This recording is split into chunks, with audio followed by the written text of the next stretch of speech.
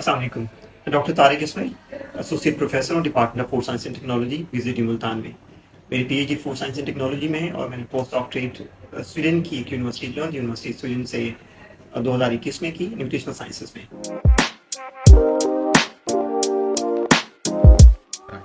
2050 تک دنیا کی آبادی تقریباً 10 ارب کے قریب ہونے جا رہی ہے. اس وقت ہم تقریباً 7 ارب کے کاؤنٹ کے اوپر ہیں.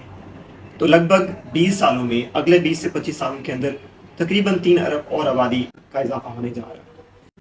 تو ایسٹیمیٹس کے مطابق ہمیں لگتا ہے کہ تقریباً 56% ایکسیس فوڈ چاہیے ہوگی 2050 تک آپ کی جو ایسٹیمیٹڈ پاپولیشن ہے, اس پاپولیشن کی نیڈس کو پورا کرنے کے لیے.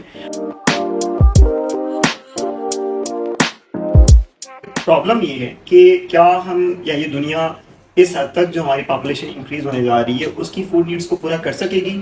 یہ بہت مشکل نظر آتا ہے.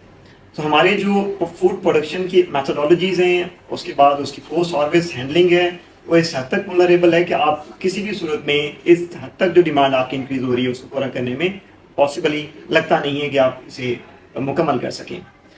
سو what we need to do, اس وقت جو آپ کو سب سے بڑا چیلنج نظر آتا ہے وہ یہ ہے کہ تقریباً ہر دنیا کی ہر کونے میں, خاص طور پہ ڈیولپنگ کنٹریز لائک پاکستان میں, ہماری 40 سے 50% خوراک جو ہے وہ ضائع ہو رہی ہے.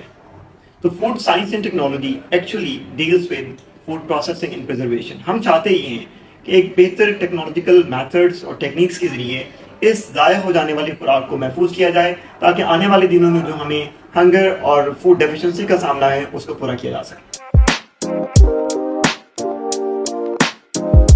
فوڈ انڈسٹری اس وقت پاکستان کی سب سے بڑی انڈسٹری ہے اور آپ کہہ سکتے ہیں کہ امپلائمنٹ اپرچونیٹیز کے پوائنٹ آف ویو سے سب سے بڑا human capital utilization centre consider کیا جا سکتا ہے. اور جیسے کہ ہم پہلے بتا چکا ہوں کہ 2050 تک جیسے ہمارے فوڈ ریسورسز نیڈز بڑھ رہی ہیں, اس کے ساتھ ساتھ فوڈ انڈسٹری کا گرو کرنا فنڈامنٹل ہے.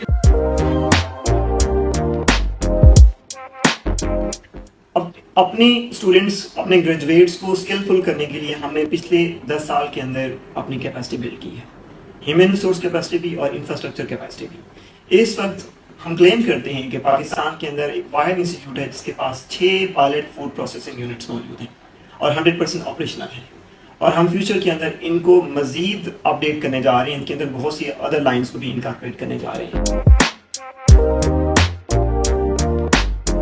کہ department of food science and technology master اور پی ایچ ڈی پروگرام بھی آفر کر رہا ہے, تو اس کے لیے بہت ضروری ہے کہ آپ کے پاس اس حد تک ریسورسز ہیں کہ آپ اچھی ریسرچ کرا سکیں.